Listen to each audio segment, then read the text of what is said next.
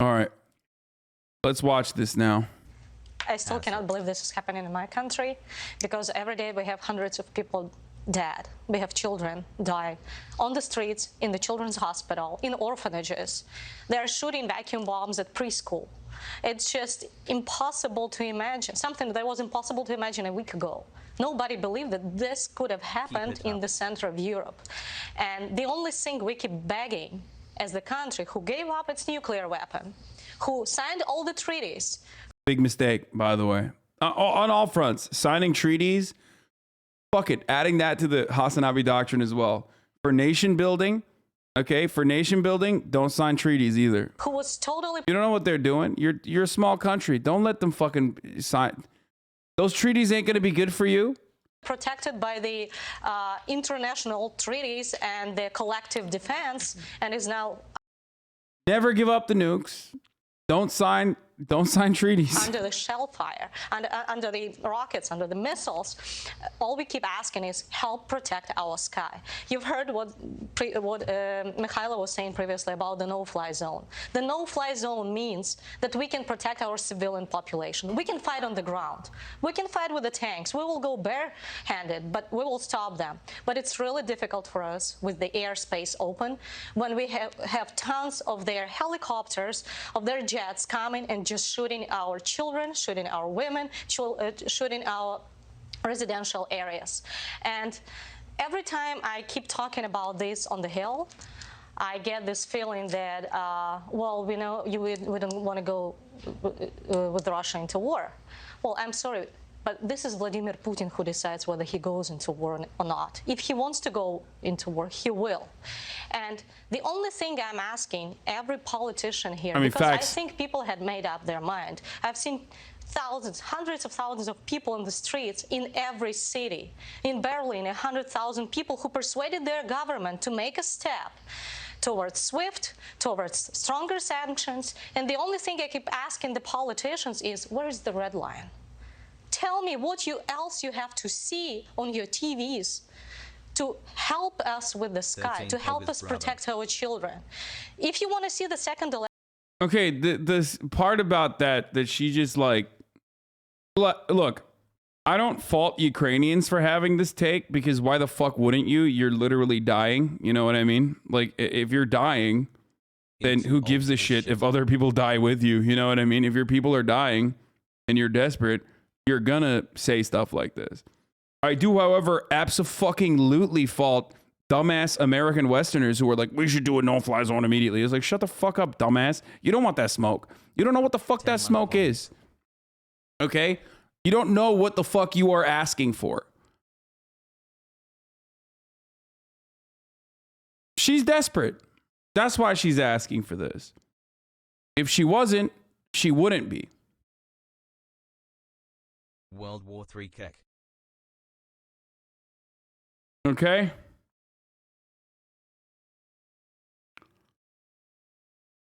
She's not just Ukrainian. She works at the Hill. This is a ploy. It doesn't matter. There's like Zelensky's asking for it too. It's not a fucking ploy. Hi. For the record, like that's not like there are real Ukrainians who are asking for a no-fly zone. That's not like a fucking ploy, brother. I don't know how to describe it to you, but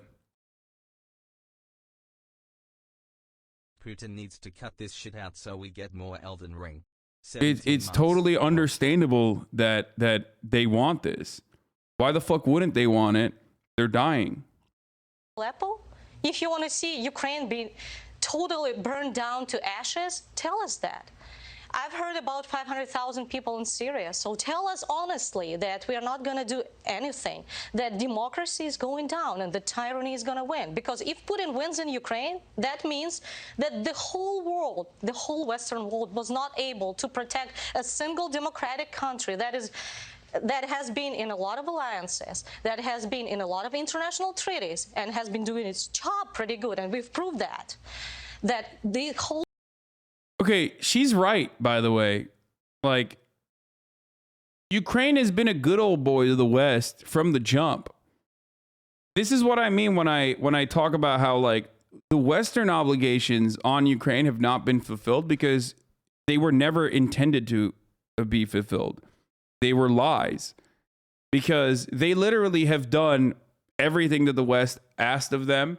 They've done every single thing that their number one mistake was trusting Europe and thinking that like Europe is actually going to fulfill obligations. So shit, what up, it's that boy. They literally, Lamau, they literally, the clip from his show. Wait, what? Oh. Like, Ukraine did everything. Especially since 2014, Ukraine has done every little thing that that their European partners have told them to do. And obviously, they also have personal interests in the matter as well. Like, they personally want to join as well.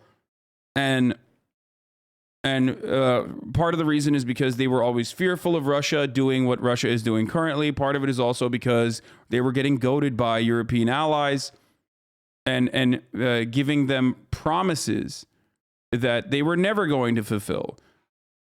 So that's where we're at this stage. Like, Ukrainians asking additional help from the West is perfectly normal. They didn't do Minsk. Yeah, exactly. Because the reason why they didn't do Minsk is because the European partners wanted them to do Minsk, but they didn't want to do Minsk. You want to know why? Possibly because there was a larger country that overrides France and Germany that probably gave them additional coverage and said that they would be able to survive all-out war. Like, it's not a mistake that John McCain has fucking been inside of Ukraine. It's not a mistake, or it's not a fucking coincidence that Euromaidan and the American involvement in Ukraine, American NGO involvement in Ukraine wasn't fucking,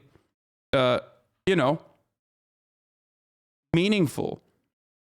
Like, why do you think John McCain went to fucking Ukraine and hung out with like literal fucking fascists? Why do you think Amy Klobuchar and John McCain went together to do this in Ukraine? Because they had interests in and said like, look, you have reason to be fearful of Russia, and those are legitimate fucking reasons. Okay? And we're going to use those reasons to basically fucking give you a false sense of security that you do not have.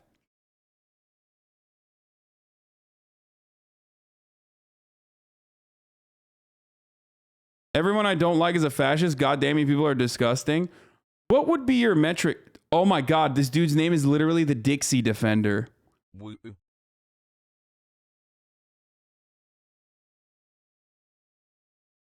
I mean,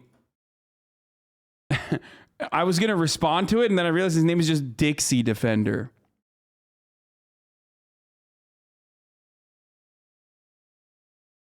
Free Ukraine. Heritage not hate, brother. Heritage not hate, brother. Svoboda. Svoboda is actually just a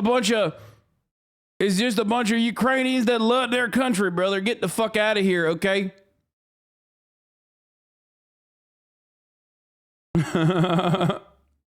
Svoboda.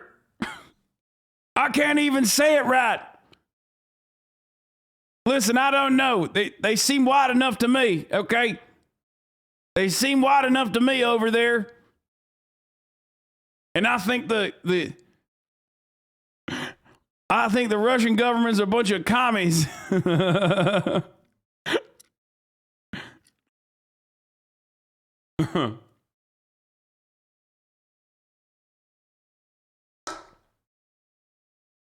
Thread on the tanky discourse, I promise, is cringe, not relevant. Cringe and is relevant.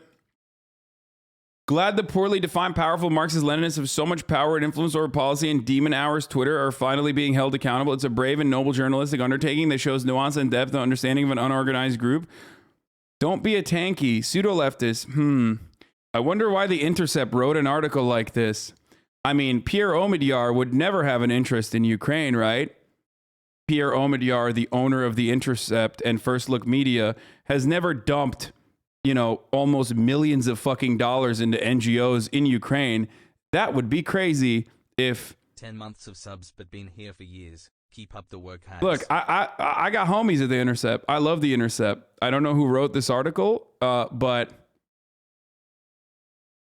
you know, Russia's invasion of Ukraine became a test for the anti-war left, both at home and abroad, one Sarah Jones writes. Like, the people that they're yelling about,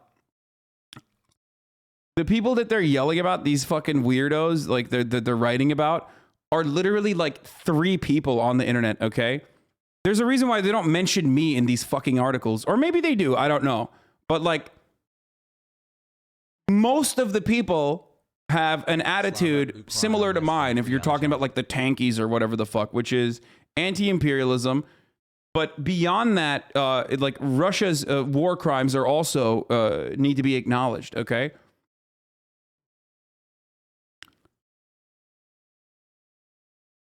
The idea that like random fucking control F, no, I'm not on this article. There's no way this person mentions me. See, no, I'm telling you, no.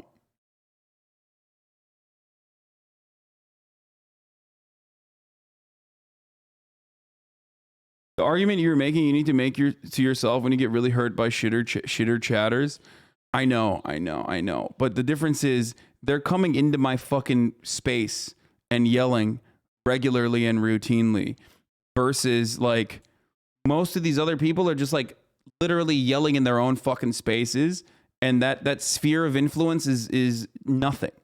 It's like the Bernie bro argument all over again. It's like, dude, what the fuck are you talking about?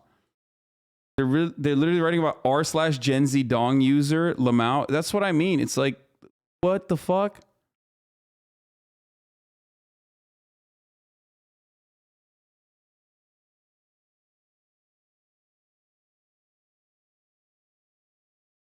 You say they invade you? Yeah. Kind of like the top of the hour ad break invades you, unless you are protected against the top of the hour ad break in the form of a Twitch Prime or $5 a month subscription. That's right. Because the invasion of the top of the hour ad break comes regardless, but you can be prepared against it with a subscription. You can also get gifted a sub. That's another way that you can prepare against the top of the hour ad break invasion. But if you're not lucky, you can make your own luck in the form of a $5 a month or free subscription with a Twitch Prime. Here's the 1 minute ad break now.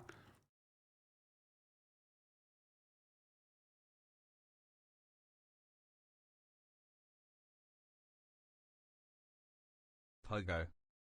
In the form of a North Atlantic Twitch organization.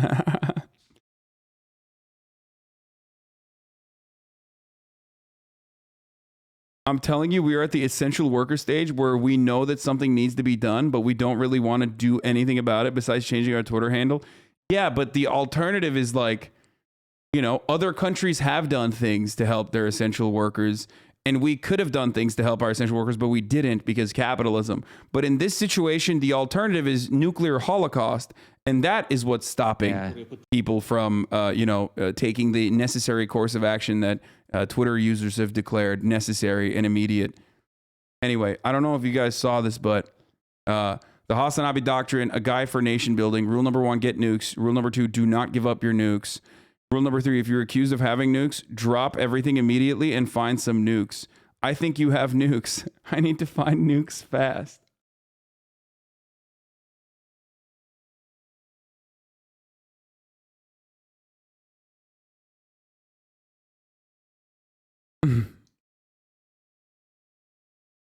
I'm glad that someone turned this into a easily consumable format, because it's something that people need to know about, okay? It's something that people need to hear. It's something that people need to know. Let's finish this video, though, because I keep fucking, could not protect one country from a single lunatic who keeps telling everybody that I'm going to invade France, I'm going to invade Finland.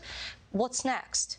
And I just keep telling them it's... But at what point human suffering does that world risk nuclear holocaust? Not Ukraine. That's for sure. That's what everyone has said is the red line for them. It's just the unfortunate reality. It's not about politics, because I was looking at the sanctions and I was very surprised because we were I don't think Putin's going to invade France. If the Russian soldier steps on the Ukrainian land, we will have a really good response. Well, I'm sorry, but the sanctions avoided the energy sector. So let's talk honestly. This part is the good part, okay, of her argument. This is actually accurate, in my opinion, and it's fair. This is a fair fucking talking point that she's about to drop on Fox News. That you care more about whether you pay extra 50 cents for your gas prices or how many people die in Ukraine. We've been promised SWIFT. We have 5 banks on the SWIFT that were blocked out of 300 in Russia. You call these sanctions? Well, I'm sorry. Let's just ban every bank, sanction every bank that works with the Russian bank. In this case, they will be totally blocked. If we do not bring their economy down and their oligarchs down, it's not going to help. And we don't have time for this. We don't have time for negotiations and for discussions. We need to take action now. Because every day, and you see it on TV, I get these sirens on my cell phone every day because I live in Kiev and I'm connected to all the infrastructure. Wouldn't the U.S. actually get some of their international credit back? What is the U.S. international credit? Like, what the fuck does that even mean if they helped Ukraine, or don't you think it would continue to hurt them? Like, well, what does that even mean, the international credit? The alternative of this, like, you know, crazy metric that you've created, the international credit, I don't know what that even means. I think you're talking about, like, U.S. as a global hegemonic power, like the superpower that leads the world. But you know, that's an arbitrary metric that you've assigned. The alternative to reach that arbitrary metric is like potentially risking nuclear holocaust. Don't think that the United States is ready for that yet. So I wake up every day just texting my friends if they're alive. And I was today on the Hill, and I was talking to one of the congressmen, and he said he knows my colleague. Yet I told him, do you know what my colleague is doing at the moment? It's a girl. And he said, no, what? I said, well, she's doing Molotov cocktails. He didn't believe me. So I had to show him photos of the member of the parliament doing Molotov cocktails just to protect the city. She didn't escape. She's there. I'm frightened to think what it's going to look like when the Russian soldiers really enter, when that convoy surrounds Kyiv and those soldiers enter. I think we're going to see those Molotov cocktails out in force. Alexandra, I hear what you're saying. There have been security guarantees made to your... Don't you think that the world should dunk on every single country doing war crimes, or not a single one? Because we shitting on Russia or China but ignoring the U.S. or its alliance is kind of not right. I mean, I do dunk on all countries shitting on war crimes, and people literally will come in here and fucking yell at me and say, I'm actually doing whataboutism because I brought up America and its ongoing fucking war crimes. Or I'm actually wrong because America's imperialist endeavors are justifiable. Or they say, you know, I'm trying to derail away from the main villain at the point, Russia, because my 10-hour fucking Russia bad coverage is not enough for them to get that true feeling in their heart that, like, Russia is bad indeed. But yeah.